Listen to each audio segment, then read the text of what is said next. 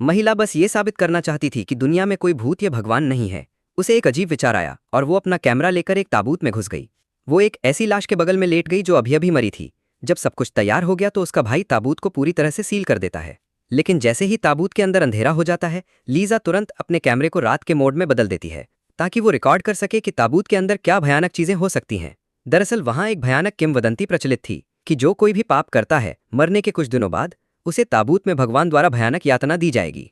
हालांकि स्थानीय लोग इसे नहीं मानते थे, लेकिन लीजा सोचती थी कि ये सब बकवास है।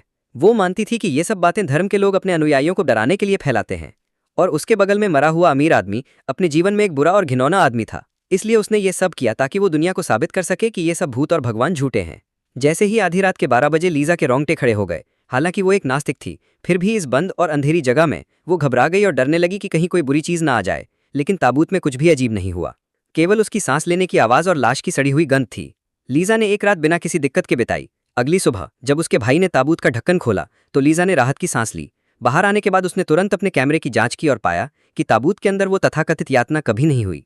साफ है कि वो किंवदंती पूरी तरह से झूठी थी। इस झूठी कहानी को खत्म करने के लिए लीजा तुरंत टीवी स्टेशन पर गई और मीडिया के माध्यम से सभी को ये बताने का फैसला किया कि दुनिया में कोई भूत प्रेत नहीं है और ना ही कोई तथाकथित यातना। लेकिन जब उसने रिकॉर्ड किए गए वीडियो को सभी को दिखाने की कोशिश की तो स्क्रीन पर केवल एक काली और धुंधली तस्वीर थी और वो रात को ताबूत में खींची गई तस्वीर नहीं थी। ये जानने के लिए कि ऐसा क्यों हुआ, लीजा ने तुरंत अपने भाई से पूछा कि क्या हुआ, और सच्चाई वही थी जैसा उसने सोचा था। उसके भाई ने चुपके से मेमोरी कार्ड बदल दिया था और उसके भाई ने ऐसा इसलिए किया क्योंकि वो नहीं चाहता था कि लीजा भूत प्रेत की बातों में उलझी रहे और ना ही वो उसे अपने पिछले दर्द में डूबा हुआ देखना चाहता था। लीजा के भूत प्रेत पर इतना ध्यान देने का कारण ये था कि बचपन में उसके साथ एक घटना हुई थी। भाई बहन का एक खुशहाल परिवार था, लेकिन किस्मत को कुछ और ही मंजूर था। उस दिन उनके माता पिता की बेकरी में एक धार्मिक व्यक्ति आया जो भगवान को मानता था। उसने बहुत बुरे काम किए थे और उसे डर था कि मरने के बाद उसे भगवान द्वारा यातना दी जाएगी। इसलिए उसने सड़क पर डायनामाइट से आत्महत्या करके अपने पापों का प्रायश्चित करने का फैसला किया ताकि मरने के बाद उसे भगवान माफ कर दें। लीजा के माता पिता ने उसे समझाने की कोशिश की, लेकिन वे उसके आत्मघाती हमले में फंस गए और उनके शरीर के टुकड़े टुकड़े हो गए। भाई बहनों ने ये सब अपनी आंखों से देखा और उन्हें गहरा मानसिक आघात लगा।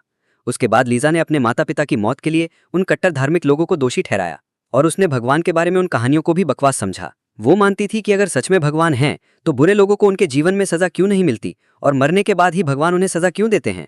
इसलिए ये साबित करने के लिए कि भगवान है या नहीं, वो हिम्मत करके एक बुरे आदमी के ताबूत में घुस गई और ये साबित करने का इरादा रखती थी कि दुनिया में कोई भूत प्रेत नहीं है। लीजा एक नर्सिंग होम में नर्स थी।